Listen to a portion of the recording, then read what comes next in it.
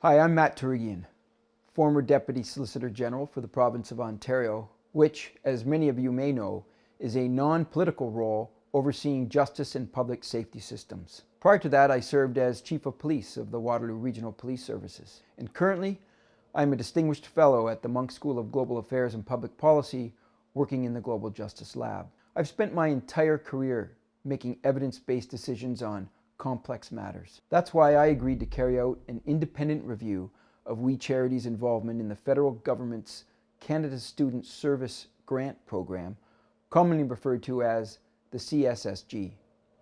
That program has been the source of significant controversy over the past few months. There are many narratives circulating about, including that We Charity and elected officials co-created the idea for the CSSG specifically to benefit We Charity because it was struggling financially and required a bailout. Some have alleged that the co-founders of We Charity stood to personally gain from the program or other activities related to the charity. We Charity has maintained, as has the government itself, that the charity was asked to deliver the program by federal bureaucrats and that the charity would not have benefited financially. This is because the funds were only to reimburse the charity for eligible costs to deliver the program. To bring clarity to this complex matter, the examination included over 5,000 pages of emails, documents, and other relevant material released by federal government to the Standing Committee on Finance this past summer.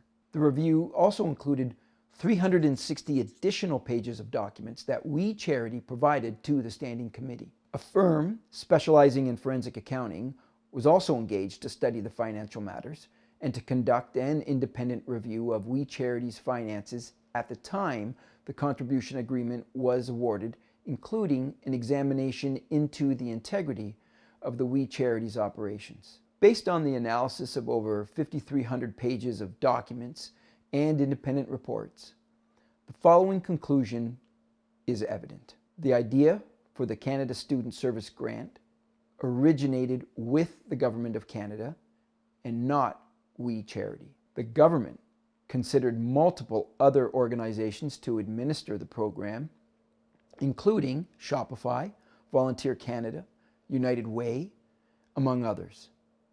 And to be clear, the CSSG was not predetermined for We Charity to implement. The government approached We Charity through the proper bureaucratic channels, requesting that the charity submit a proposal. And the Clerk of the Privy Council, Ian Shugart, who is the most senior government bureaucrat, stated that the government bureaucracy recommended We Charity to implement the program. Questions regarding the financial health of the organization and whether it stood to receive any benefits as a result of administering the CSSG were examined by forensic accounting expert Dr. Al Rosen, with support from independent experts at Phrase Forensics. Dr. Rosen is known to be a well-respected specialist in investigative and forensic accounting, having provided expert testimony at the Supreme Court of Canada and the author of numerous publications, including several textbooks on accounting. In his review, Dr. Rosen concluded, and these are direct quotes from his report, We Charity was financially viable at the time of the signing of the CSSG funding agreement with the federal government and was not in any financial peril. Under the CSSG funding agreement, We Charity was eligible for reimbursement of eligible expenditures, but not to receive a profit. Phrase Forensic reports that they conducted their review with unrestricted access to the financial records, such as financial statements, general ledgers, and corporate records for We Charity and Me to We Social Enterprise.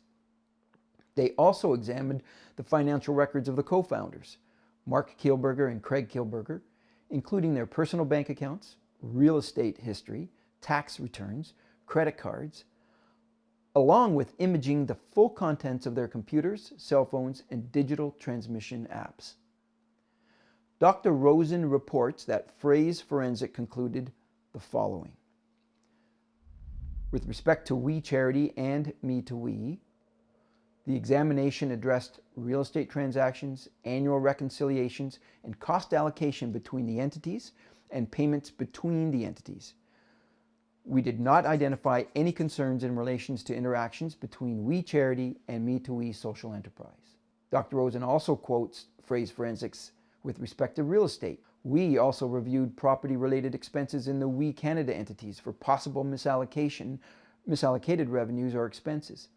We did not identify any inappropriate dealings between We Canada entities and the Kielburgers in relation to real estate or any financial benefits to the Kielburgers. And with respect to the co-founders, we found no evidence of improper transactions which benefited the Kielburgers personally. So to summarize, these reports and the documents provided conclude that the Government of Canada reached out to We Charity to deliver the CSSG after considering several other options. The appropriate bureaucrats determined We Charity was the best choice. We Charity's finances were stable when the CSSG was awarded, and neither the organization nor its leadership stood to gain financially from administering the program. We Charity, Me to We Social Enterprise, and its leadership in Mark Kielburger and Craig Kielburger operated appropriately and with integrity with respect to financial matters. We have all come to know and expect that solid evidence must be the basis of all decisions. Having spent over 35 years working in policing and justice, I know that requires time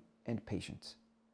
The teams that prepared these reports are nonpartisan, and they have dedicated hundreds of hours over multiple months to determine the facts and to reach their conclusions. Much has been discussed lately regarding incomplete, attention-grabbing headlines causing a rush to judgment.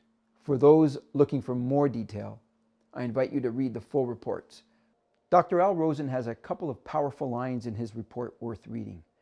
What Dr. Rosen states is this: the primary difference between our findings and the assumptions made by the organization's critics is that ours were developed as a result of a detailed investigation into the organization's finances before and since the onset of the pandemic.